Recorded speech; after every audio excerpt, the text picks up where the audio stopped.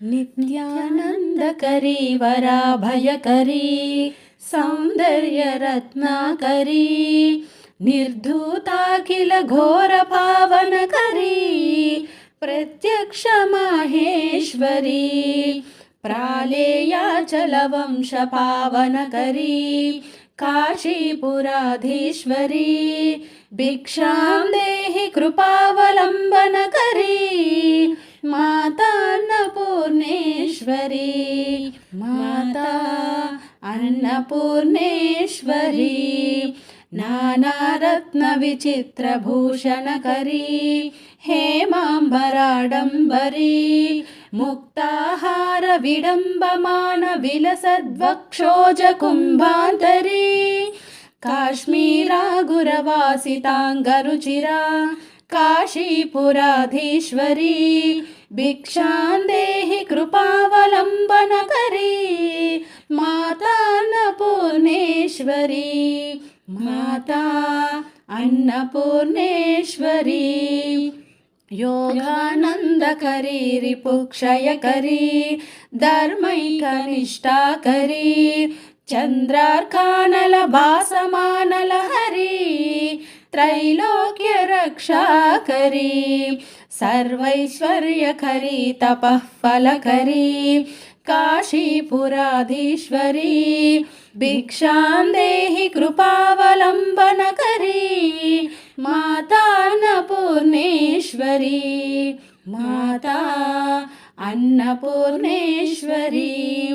कैलासाचलकन्दरालयकरी गौरी उमाशङ्करी कौमारी निगमार्धगोचरकरी ओंकारबीजाक्षरी मोक्षद्वारकवाटपाटनकरी काशीपुराधीश्वरी भिक्षां देहि कृपावलम्बनकरी माता अन्नपूर्णेश्वरी माता अन्नपूर्णेश्वरी दृश्यादृश्य विभूति पावनकरी ब्रह्मांड भांडोदरी लीला नाटक सूत्र खेलनकरी विज्ञान दीपांकुरी श्री विश्वेश मनः प्रमोदनकरी काशीपुराधीश्वरी भिक्षां देहि कृपावलम्बनकरी माता अन्नपूर्णेश्वरी माता अन्नपूर्णेश्वरी आदिक्षान्त समस्त वर्णनकरी शम्भुप्रिया शङ्करी काश्मीरे त्रिपुरेश्वरी त्रिनयनी विश्वेश्वरी श्रीधरी स्वर्गद्वारकवाटपाटनकरी काशीपुराधीश्वरी भिक्षां देहि कृपावलम्बनकरी माता अन्नपूर्णेश्वरी माता अन्नपूर्णेश्वरी उर्वी सर्वजयेश्वरी जयकरी माता कृपासागरी नारी नील समान कुन्तलधरी नित्यान्नदानेश्वरी साक्षान्मोक्षकरी सदा शुभकरी काशीपुराधीश्वरी भिक्षां देहि कृपावलम्बनकरी माता अन्नपूर्णेश्वरी माता अन्नपूर्णेश्वरी देवी सर्वविचित्ररत्नरचिता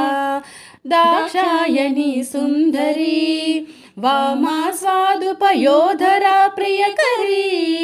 सौभाग्य माहेश्वरी भक्ताभीष्टकरी सदा शुभकरी काशीपुराधीश्वरी भिक्षां देहि कृपावलम्बनकरी माता अन्नपूर्णेश्वरी माता अन्नपूर्णेश्वरी चन्द्रार्कानलकोटिकोटिसदृशा चन्द्रांशुबिम्बाधरी चन्द्रार्काग्निसमानकुण्डलधरी चन्द्रार्कवर्णेश्वरी मालापुस्तकपाशाङ्कुशधरी काशीपुराधीश्वरी भिक्षां देहि कृपावलम्बनकरी माता अन्नपूर्णेश्वरी माता अन्नपूर्णेश्वरी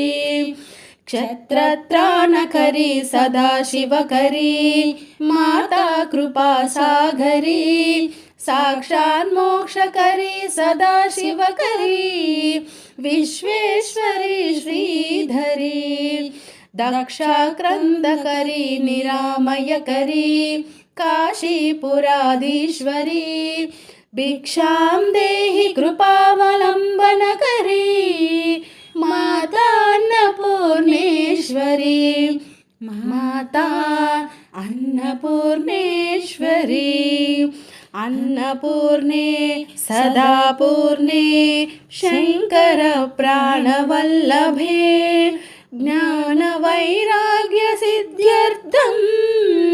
भिक्षां देहि च पार्वती माता च पार्वती देवी पिता देवो महेश्वरः बान्धवा शिवभक्ताश्च स्वदेशो भुवनत्रयम् भिक्षां देहि कृपावलम्बन